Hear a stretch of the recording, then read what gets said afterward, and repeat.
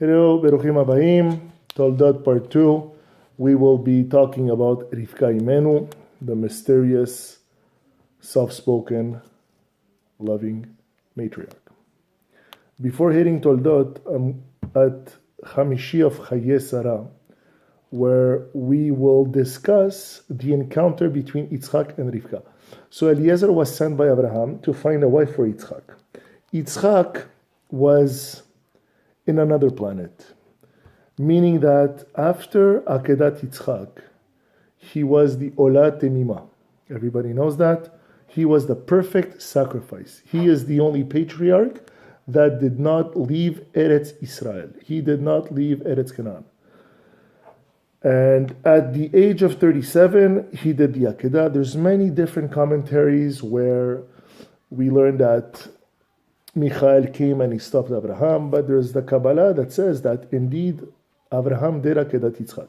He did kill Yitzchak, and Hashem did a miracle and did Chiyat HaMetim. There's another commentary that says even further that when he did the Akedat Yitzchak, Yitzchak was relieved of his previous neshama, which was a female neshama, and he was reborn with a male neshama. So again, there's different commentaries, but bottom line, Yitzchak was like Moshe in a way, already in the other world. Now you'll know, between the age of 37 and 40, because he's 37 here, but then when we go to Parashat TOLEDOT, Vayi Yitzchak ben 40 shana, we ask a question, what happened between 37 and 40? There's a big darush on it, but my focus is on Rivkah today. He was in Gan Eden studying Torah. People say he was at the yeshiva of Shem Ba'ever, and there's other commentaries that Mamash, he was in the Pardes. He was in Gan Eden studying spirituality and Torah in order for him to be ready to attack the physical world. But that's not the study of today. So bottom line, Yitzchak was a big boy. He was a very important person, and Eliezer had the difficult task to find the perfect woman for Yitzchak. Finally, he sees Rivkah, humble, pretty, tzniut, very caring, affectionate. She gave water to the camels, to the slaves, to Eliezer, and Eliezer saw the qualities within her. Even though she was surrounded by garbage, she wasn't. Just so you know, Rivkah had another name, which is Shoshana ben Achochim. We read it in Shir HaShirim. Shoshana, she was a rose amongst thorns. I'm going to read. And just before I start, her family, they tried to poison Eliezer. That didn't work. The angels switched the plates. They were just, again, not a good society. They tried to convince her to stay, but she refused. She decided to go with Eliezer. V'Yitzchak, now we see Yitzchak. V'Yitzchak ba mivo be'er lachai roi ve'hu yoshev be'eretz hanegev. V'yetze Yitzchak lasuach b'sadeh, lifnot erev. And Yitzchak is praying in the field before nightfall, meaning that we understand from here, like Avraham Avinu, who started Shachrit. In French, we say, il a institué la prière du matin. Yitzchak, il a institué la prière de Mincha. He started the prayer of Mincha, which is a gift to Hashem. Vayar ve'hinei gamarim, and he sees camels coming. So now we're going to see the encounter between Yitzchak and Rivkah. Vatisa Rivkah et einea, and Rivkah lifts her eyes. Vateret Yitzchak, and she sees Yitzchak. And what does she do? Vatipol me'ala gamal, and she fell off her camel. Vatomer el ha'eved, she tells to Eliezer, Mi ha'ish, who is that man over there? Ha'olech basadeh, who's in the field, likratenu, who's coming towards us. And vayomer ha'eved, the servant says, Hu Adoni, he's my master. Vatikach hatzaif, vatitkas. What does Rivkah do? She takes a scarf, a shawl, and she covers herself from shock. She was in awe of Yitzchak Avinu. ויספר העבד ליצחק את כל הדברים אשר עשה.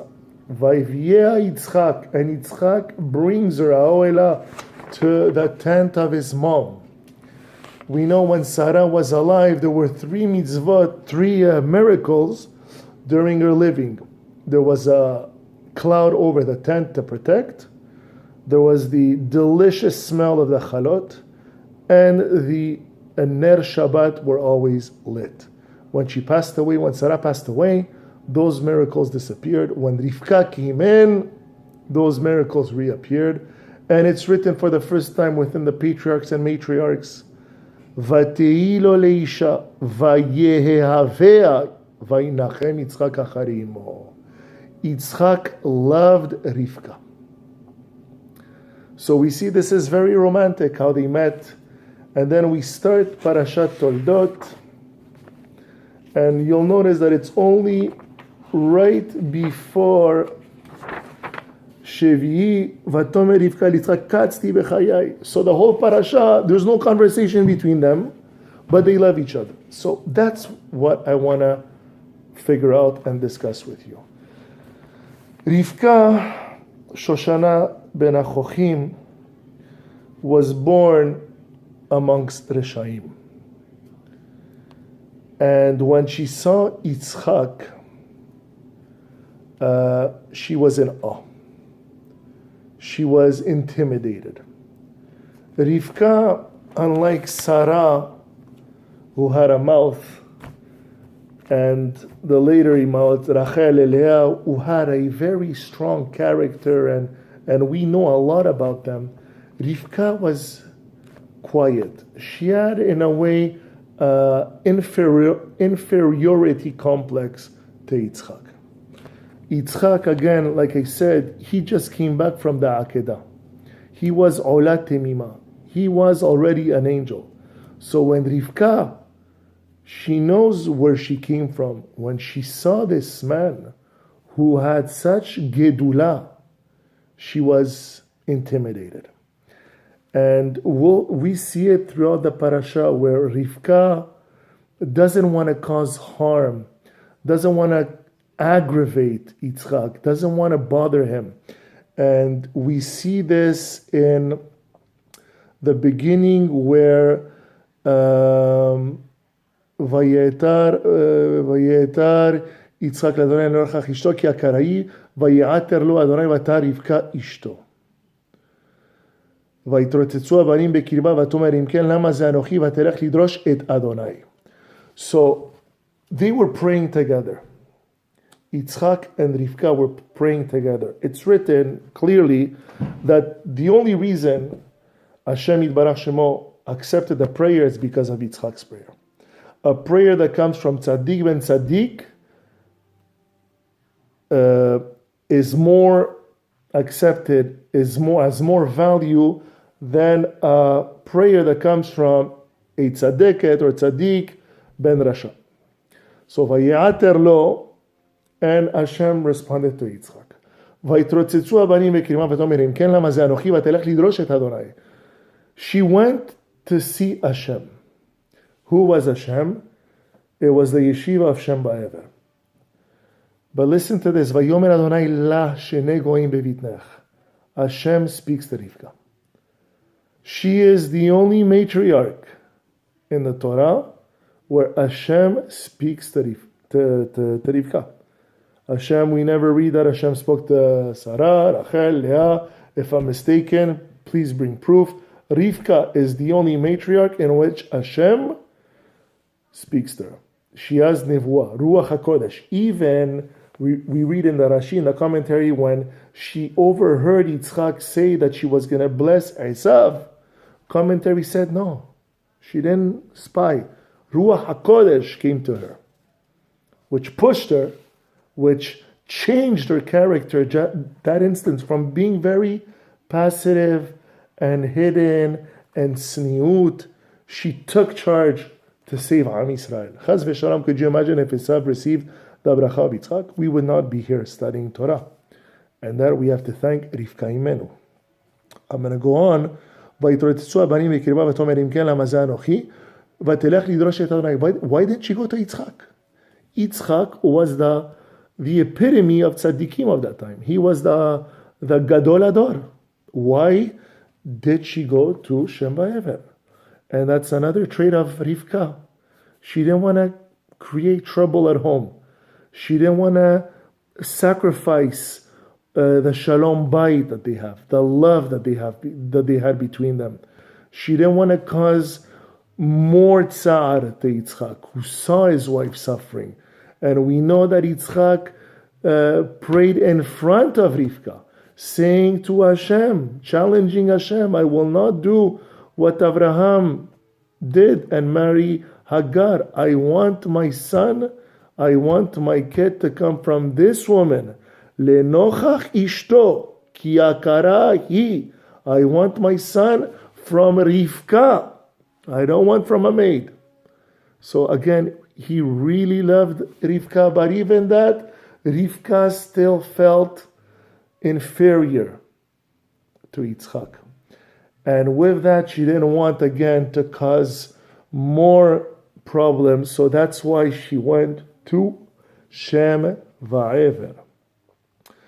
At first, Rivkah thought this is a very nice Lubavitch thinking, where at first Rivkah thought that she only had one child. And she was very disturbed where when she would pass through a yeshiva, the child would move to get out. Then when she would pass through Avodah Zarah, the child would move. So she thought she had one. And at one point she's like, if my son's going to be so confused, so indecisive whether to be a Rasha or Yitzchak, am I really the one for Yitzchak? Look again, the machshava of Rivkah. She was like Gadol Ador. She was the Gedolah Ador, if we could say. She was Rivkah Imenou. She is the only Ima, the matriarch, to not have her husband have concubines. Avraham, Sarah, Agar, Yaakov, Rachel, Leah, Shifcha, Zilpa, Yitzchak, Verivka. The perfect zivug, the perfect shalom bayit. So just imagine, Yitzchak chose her. Now she has a son inside, and he's creating trouble. So she's like, what did I do to deserve this? My life is nothing if I cannot give a tzaddik to my husband. So that's when Hashem told her that she was having twins. And like I was saying, for the teaching, the Lubavitcher team, thinking it's our war on a daily basis. Esav, we have Esav, and we have Yaakov. Yaakov is our soul. It's our chokhmah. And Esav, it's our physical, it's our instinct, it's our animal side. Yaakov is more the light. It's more the not chokhmah, but the side that wants to do good. So there's always this war within us. And Rivkah thought she had one, but she had two. And something very interesting.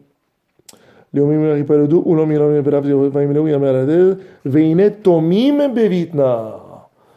is it not tehomim? Why is it tomim? Very easy, very nice. We learned in the parasha previous Ephron, who tried to trick Abraham. Ephron in front of everybody, he's like, Abraham, I'm going to give you Me'arat HaMachpelah. In public, I'm tzaddik. Ephron giving Me'arat HaMachpelah to Abraham for free. Ephron is a big tzaddik.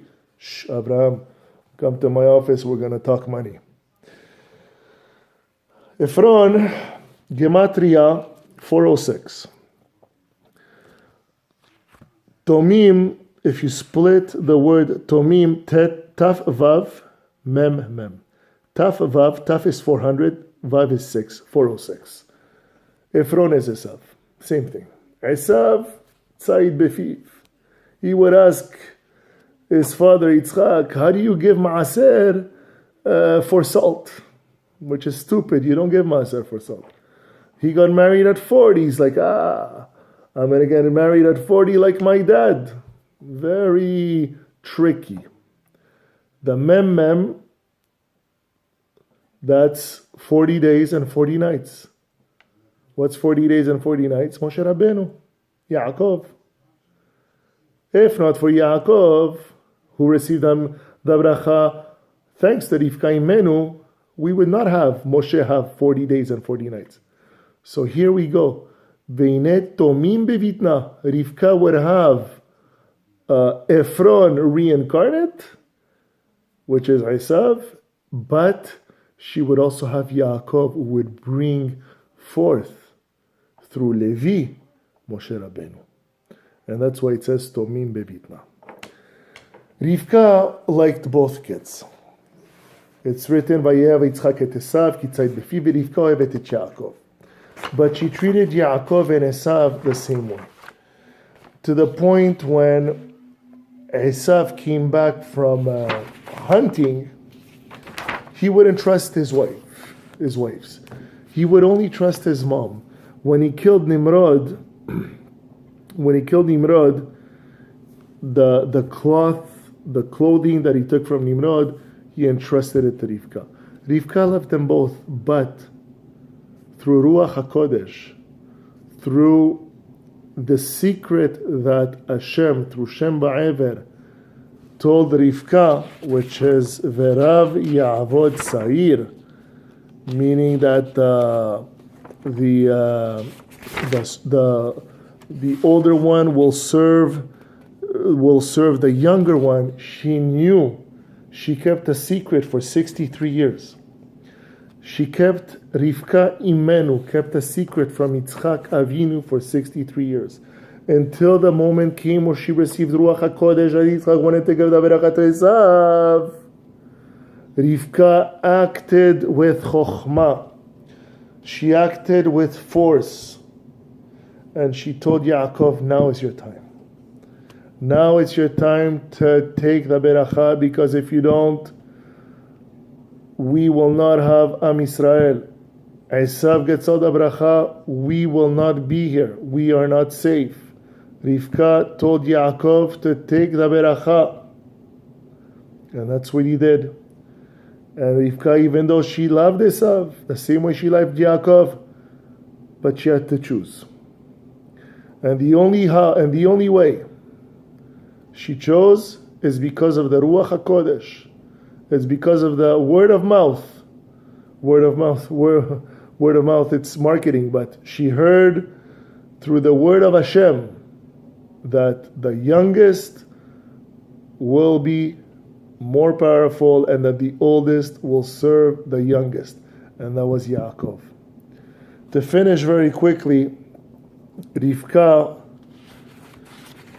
like I said, she came from a family of Reshaim, but she had that Kedusha in her. She had that Midah. And it's written that if one person can change one Midah in his life, it's worth all the Torah throughout a living. Rivkah, she had the Midah of respect, tzniut, humbleness. She had the gevura of kindness. And we know that Yitzchak is the Sefira of Gevura. Opposites attract. Yitzchak, again, coming from the Akedah, Olat Temima, 3 years of Gan Eden, or 3 years of Shem Ba'ever, same thing. He was already at a level out of this world. He needed his Rivkah. And Yitzchak and Rivkah are the perfect example of Shalom Bait and Zivug. And just to finish, again, like I said, this was especially for Rivkah. She did everything for her children. She educated her children. She protected her children. She only wanted the best for her children. She split them as hard as must have been for her. She split them for their best. And that's an example. I spoke about daddies, the previous parasha. Now it's for mommies. Mommies have to invest in their children. And Yitzchak could have done much more for himself. That's why he was, in a way, hurt with his eyes, because he let the incense, according to Rashi, the incense of Avodah Zarah was in his house, and he didn't do anything. And Esav, he married a Canaanite, and Yitzchak could have avoided. He didn't do it, but Rivkah made sure that she protected Yaakov. She made sure that Yaakov was in good hands. She made sure that Yaakov was not influenced, and that she was able to educate, instruct, and put in Yaakov's head, soul, and heart the midot that would help him survive when she has to send him to Lavan. Have a good night, guys. We will continue next week. Shalom Aleichem.